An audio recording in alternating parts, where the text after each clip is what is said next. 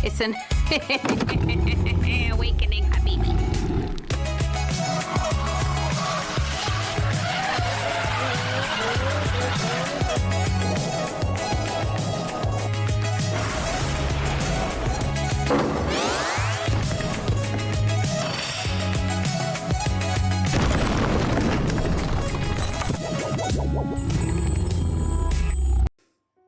Growing up, there was a name the people used to tease me with, and it's Abbas ibn Firnas, or Abbas ibn Firnas. And in our community and culture, that name means failure, to refer you to the guy who attempted flight, the guy who tried to fly but failed. I hated the name growing up as a kid. I couldn't stand it. So anytime anybody mentioned that name, it was unbearable. I've been hearing the word crazy a lot lately in my business, in this podcast that I started, and in this new studio that I made. And it kind of recalled the memory of Abbas ibn Firnas. So I wanted to look deep into it and research a little more. Come to find out, the stories were completely wrong. Welcome to the Bazi podcast. This one is personal. This scholar, this crazy man that I was teased for being, was a beautiful mind, a brilliant mind, a 19th century polymath, a true Kurdiba scholar that went down in history to be the bravest and one of one. He was a physician, he was an astronomer. He also built this planetarium in his house, with moving stars and moving, planets. He even simulated voices that it made with like a thunder and storms. He invented the water clock, the most accurate one for that time. He was an engineer who figured out how to make crystal clear glass from raw sand, something that was discovered previously by the Romans, but it was a lost method, and he was able to refine. And not only that, in addition to that, the reading glasses that you use today, pretty much, he created the first basis of it, which is the reading stone. It's that stone that you place on a book and it helps you read. It looks like a piece of glass. And then he came up with the most craziest idea they had came across so far. Actually, the one that made people deem him as a crazy. He wanted to fly. But he didn't just jump off a cliff. He observed birds, studied them, started making the first flight suit out of wood, silk, and feathers. So at the age of 65, he did it. He gathered a crowd and went to the highest point of Cordoba, and he jumped. He didn't crash. He flew. He flew for 10 minutes. This was 1,000 years ago. He glided. I wonder what that moment was like to him. He was the first human in recorded history to achieve controlled flight. But he made one mistake. He forgot to tail. As he enjoyed that 10-minute flight, it was time to land. So he came down a little too fast and was not able to execute landing properly. And he did crash. Broke his back, hurt a few ribs. And this is the most important part of the story. The crazy, lazy rumors the critics put on him. That he was done. That he died. He actually lived for another 12 years. Yes, he had a broken back and ribs. His health at 65 was pretty much deteriorating. But he also gave another 12 years after that to the world of aviation. And he probably got too old. He probably would have attempted it again. After he passed, there wasn't an attempt to flight for another 1,000 years. The same world that mocked him. The same scared world that mocked him. 1,000 years, there was not an attempt. Till Otto Lilian in Germany, and then the Wright brothers in America. The history books we read gave the Wright brothers all the credit. They even celebrated them as the fathers of flight. Again, I have nothing against the Wright brothers. They had 1,000 years of knowledge to use before they successfully flew. They were builders as well. And they did. The journey started from a crazy man that jumped from the highest point of Cordoba. The Wright brothers should get credit for solving the problem. But to think about it, even after Abbas ibn Firnas attempted flight and he failed, he figured it out right away that he needed a tail. He figured out that landing was an issue. So 1,000-year-old story about a man with wings. What does it have to do with this podcast? What does it have to do with cars? Actually, everything. Abbas ibn Firnas was the first to seriously study and test the principle of flight, and the most important part, aerodynamics. Lift, stability, and control. Those three elements, very important in the car industry. Why do you think those Formula One cars have those massive wings on the back of them? Why do you think that the Lamborghinis are shaped that way, looking darty and sharp on the edges and angles? It's shaped to splice right through the wind. And why does EV cars companies are very obsessed with aerodynamics? It's all aerodynamics. It's all science. It's the science of beating wind. Then you have my car. This is my 1996 Honda Acura. As we would call it in the science community, a brick. So let's do some math. Join me quickly.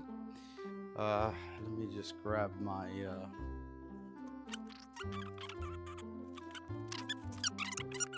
so an average car would have a drag of 0.25.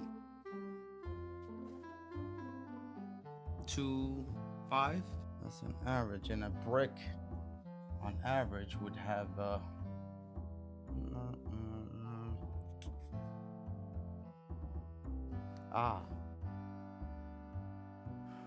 okay, so that would make it a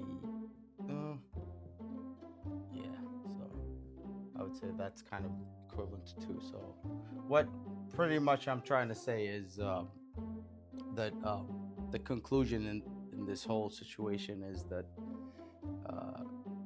but this does, when it comes to aerodynamic, when it's on the highway, it body slams the wind pretty much compared to like an average car or a sports car. Slides right through that wind. As for this one, not really. The car made, you should see when it hits like 60 miles an hour, it doesn't really do what it's supposed to do. But yeah, back to the studio. And this is where it becomes my story. Because that critic's mindset, That culture that jumps quickly into mocking someone, that breaks the mold, that hasn't changed at all. It's still there. I've been feeling it my entire life. I saw it with my own father.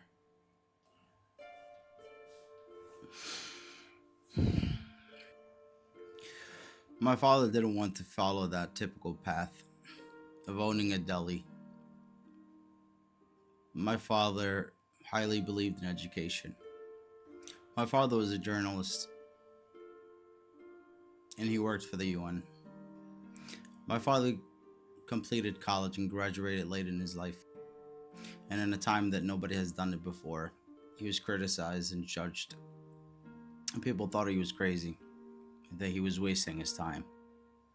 But guess what? He did graduate. He did take that path.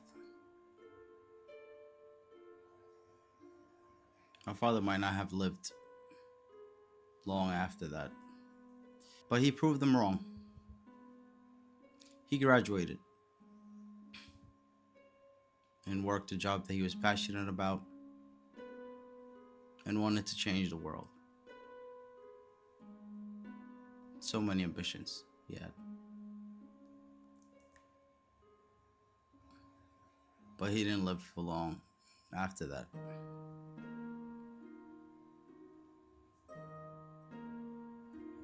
My father passed away a year after he graduated.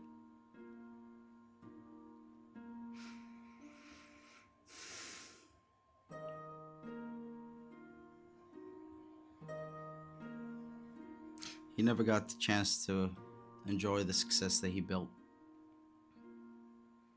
or pursue that path. And now I feel it myself. I've worked so hard building my brand. In a time of a struggling economy, I recently relocated, took a gap to readjust and relaunched my brand. Different strategies. And here I am in this new studio, new shop, struggling, trying to keep up with bills. And my family is scared. Those who are dear to me are very concerned. In my community, I'm not just whispering. They're shouting out that I've lost it, that I've got too political, that I'm going crazy.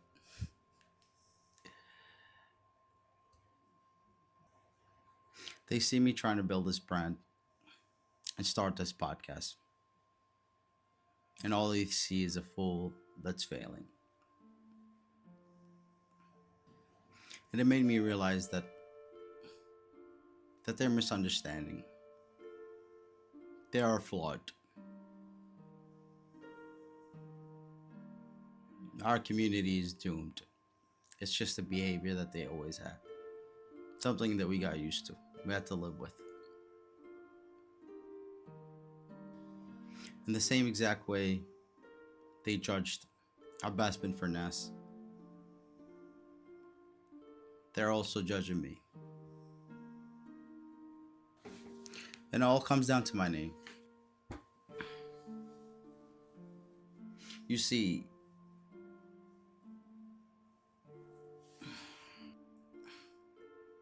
so people call me Bazi, but my name is Abbas. I share the same name as Abbas ibn Firnas, which means something. In Arabic, the name Abbas means that outcasted lion. But he's an outcast for a reason, that they fear him, that he's different. Something's different about that lion. So Abbas means the lion that all the lions fear. When I started my brand, I couldn't really find anything for a logo. It was typical to, put that car.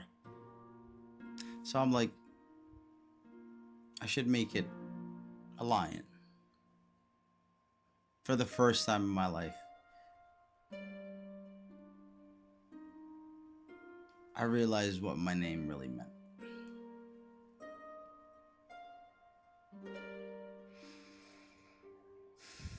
And just like the typical people jumped to criticism, they thought that I put a lion just to indicate that I was like the king of the jungle, a sign of arrogance. Not really. Just like Abbas, his name was misunderstood. He was Abbas the failure. Nah, he was Abbas the flyer. And he was Abbas the builder. And the only thing I'm trying to do is build. I'm also building the courage to keep going. In a time where everyone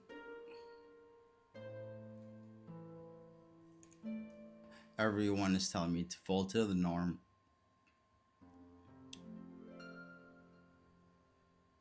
and continue life on life's term, and telling me to quit and drop what I'm doing. Nobody really understands this podcast, this brand. This is me. I'm trying to finish something that my father started. This is where I am.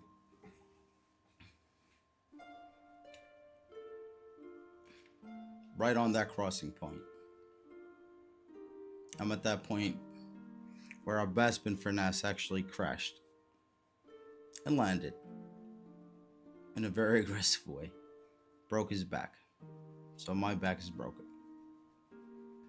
But these moments is really what defines you. Because the critics, the cowards, that undeveloped community, it's just waiting for you to quit.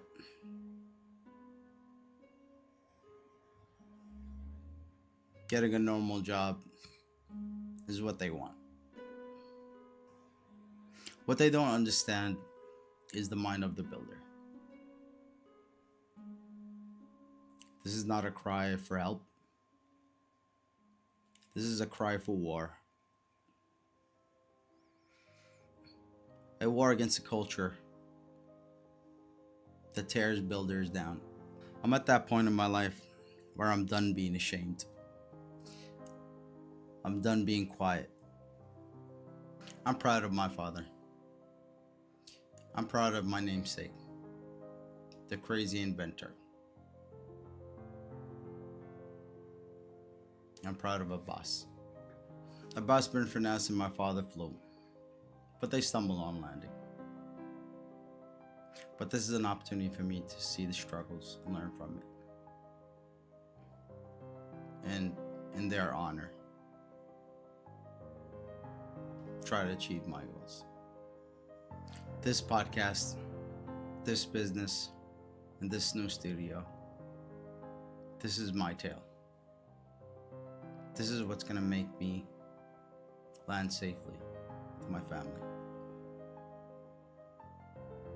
To that criticizing community, you're not looking at a fool. You're looking at my father's son, Abbas. And if you're watching this and you're one of those birdies out there, one of those kids that's being abused by his community, you're not a failure. Don't let them tell you you're a failure. Your crazy ideas, your crazy invention, your crazy dream, it might not be recognized now. And it might not be recognized by the people around you. but it'll be recognized one day. True brilliance is forgotten, but never lost. I'll be the proof. The name that I've hated growing up as a kid, it's gonna be my mission now. At least one of my missions. So I'm building a petition, and this is why it's not about me. It's about justice. Your heart breaks for Abbas ibn Firnas, a community that left him with an insult.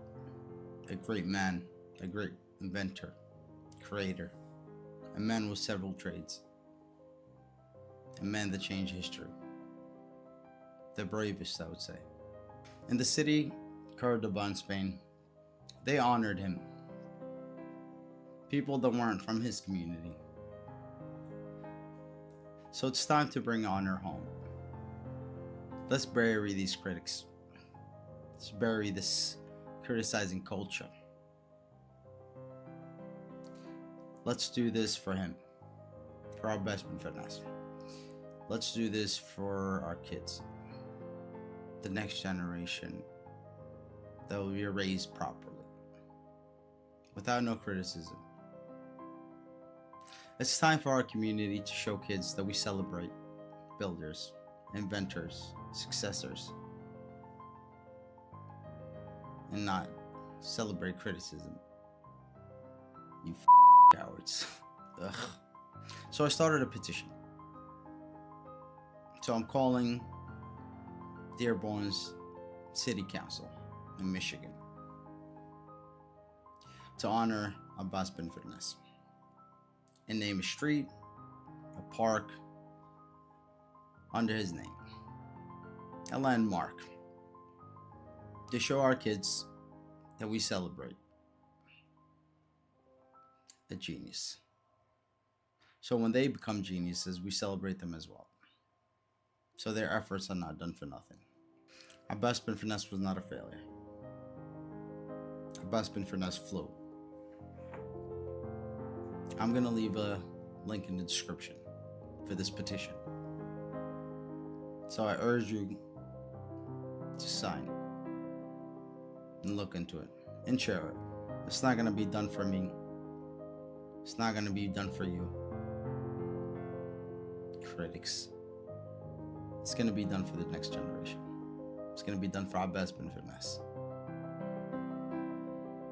Let's end arrogance and criticism from our communities.